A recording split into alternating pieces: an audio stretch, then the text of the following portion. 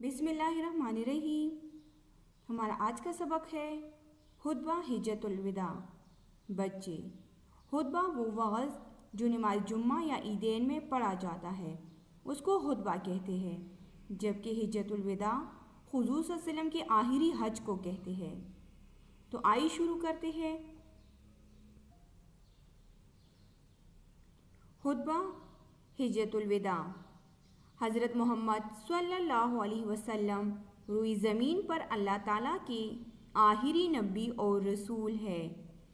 آپ صلی اللہ علیہ وسلم کی بعثت آمد کا مقصد بنی نوع انسان کو اللہ تعالیٰ کی بندگی کی طرف بلانا اور کفر و شرک کی تمام صورتوں کا خاتمہ کرنا تھا۔ بچے، اللہ تعالیٰ نے جب یہ دنیا بنائی اور انسانوں کو پیدا کیا، جس کی شروعات حضرت آدم علیہ السلام اور حوا بی بی سے ہوئی، اس وقت سے انسانوں کی رہنمائی کے لیے انبیاء بھیجے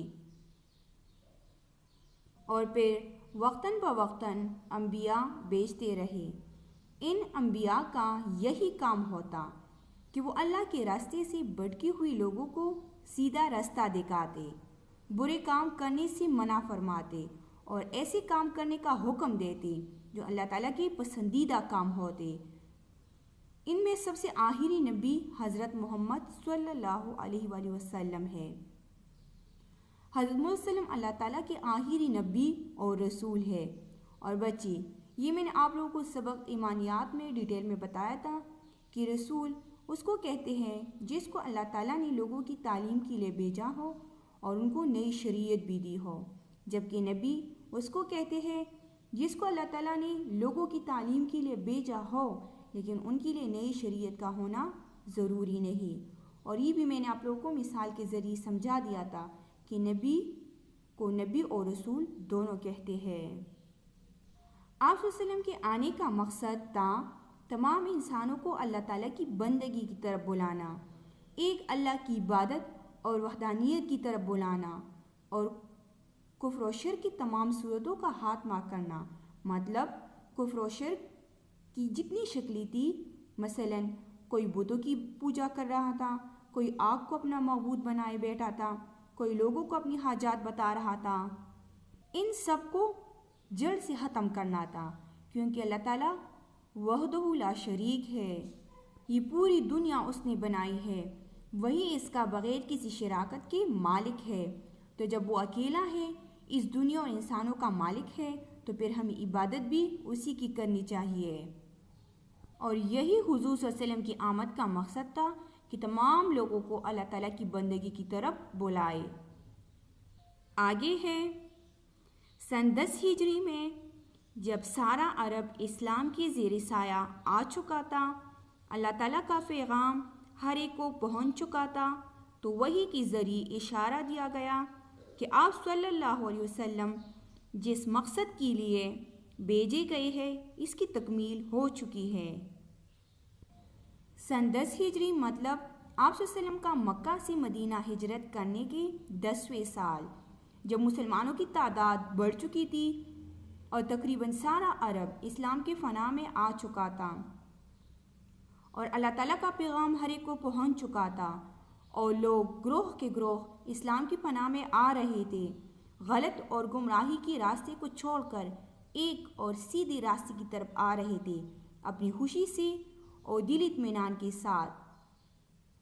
تو اس وقت اللہ تعالیٰ نے آپ صلی اللہ علیہ وسلم کو وحی کے ذریعے یہ بتا دیا کہ آپ صلی اللہ علیہ وسلم اس دنیا میں جس مقصد کے لیے بھیجے گئے ہیں، اللہ تعالیٰ کی طرف سے وہ مقصد اب پورا ہو چکا ہے۔ اور بچے، وہ مقصد کون سا تھا؟ وہ مقصد تھا لوگوں کو ایک اللہ کی بندگی کی طرف بلانا۔ آگے ہے ذوالقعدہ سن 10 ہجری کو ہر طرف یہ خبر پھیل گئی کہ رسول اللہ صلی اللہ علیہ وسلم اسی سال حج کے لیے مکہ معظمہ تشریف لے جائیں گے، جس پر سارا عرب آپ صلی اللہ علیہ وسلم کے ساتھ فریضہ حج کی ادائیگی کے لیے امٹ آیا۔ فریضہ ضروری کام یا واجب کام کو کہتے ہیں امٹ آنا، جوش میں آنے کو کہتے ہیں۔ ذوالقعدہ سن 10 ہجری، ذوالقعدہ اسلامی سال کے 11ویں مہینے کو کہتے ہیں، اور سن 10 ہجری مطلب ہجرت کرنے کے 10ویں سال ہر طرف یہ خبر پھیل گئی کہ آپ صلی اللہ علیہ وسلم اس سال مکہ مکرمہ حج کرنے کے لیے جائیں گے۔ جب مسلمانوں نے یہ سنا تو وہ جوش میں آ گئے۔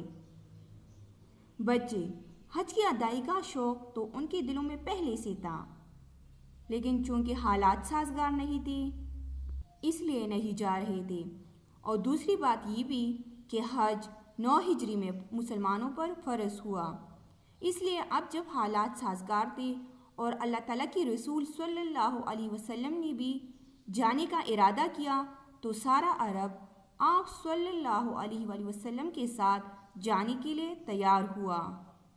آگے ہے 26 ذوالقعدہ سن 10 ہجری کو آپ صلی اللہ علیہ وسلم نے غسل فرما کر چادر اور تہبند باندھی، تہبند دودھ یا لنگوٹی کو کہتے ہیں، اور نماز ظہر کے بعد مدینہ منورہ سے باہر نکلے۔ مدینہ منورہ سے 6 میل کے فاصلے پر ذوالحلیفہ کے مقام پر رات گزاری اور دوسرے دن دوبارہ غسل فرما کر 2 رکعت نماز ادا کی اور احرام باندھ کر قصوہ نامی اونٹنی پر سوار ہوئی اور بلند آواز سے یہ الفاظ فرمائے جو آج تک ہر حاجی کا ترانہ ہے، ترانہ نغمہ ہے۔ 26 ذوالقعدہ کو آپ صلی اللہ علیہ وسلم نے سب سے پہلے غسل فرما کر چادر اور تہبند باندھی اور ظہر کی نماز پڑھ کر مدینہ منورہ سے نکلے۔ مدینہ منورہ سے 6 میل کی دوری پر ایک جگہ ہے ذوالحلیفہ، وہاں پر پہنچ کر آپ صلی اللہ علیہ وسلم نے رات گزاری اور دوسری صبح دوبارہ سے غسل فرما کر 2 رکعت نماز ادا کی اور احرام باندھا۔ بچے احرام ان 2 بیسیلی چادروں کو کہتے ہیں جو حاجی لوگ اپنے بدن کو ڈھانپنے کے لیے استعمال کرتے ہیں۔ یہ احرام حضور صلی اللہ علیہ وسلم نے مقام ذوالحلیفہ سے باندھا۔ بچے جب حاجی لوگ حج ادا کرنے کے لیے مکہ مکرمہ جاتے ہیں تو وہاں پر جانے سے پہلے ان کے لیے کچھ مقامات مقرر ہے کہ وہاں سے وہ لوگ احرام باندھیں گے۔ جیسے اہل مدینہ کے لیے مقام ذوالحلیفہ ہے کہ یہ لوگ حج پر جانے کے لیے یہاں سے احرام باندھیں گے۔ اہل یمن کے لیے جگہ یلملم ہے اور اہل عراق کے لیے ذات عرق ہے۔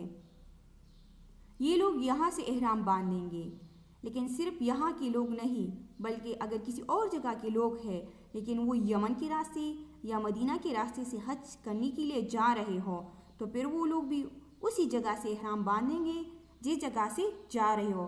اگر مدینہ کے راستے سے جا رہے ہو تو ذوالحلیفہ کے مقام سے احرام باندھیں گے، اور اگر یمن کے راستے سے جا رہے ہو تو یلملم کے مقام سے احرام باندھیں گے۔ اگر اس طرح کسی اور جگہ یا مقام سے جا رہے ہو تو اس جگہ یا مقام کے لیے جو جگہ مقرر ہوگی احرام باندھنے کے لیے اسی جگہ سے وہ لوگ احرام باندھیں گے۔ تو حضور صلی اللہ علیہ وسلم نے مقام ذوالحلیفہ سے احرام باندھا اور قصوہ نامی اونٹنی پر سوار ہوئے اور بلند اور اونچی آواز سے یہ الفاظ ادا فرمائے جو آج تک ہر حاجی کا ترانہ ہے، اور وہ الفاظ یہ ہے: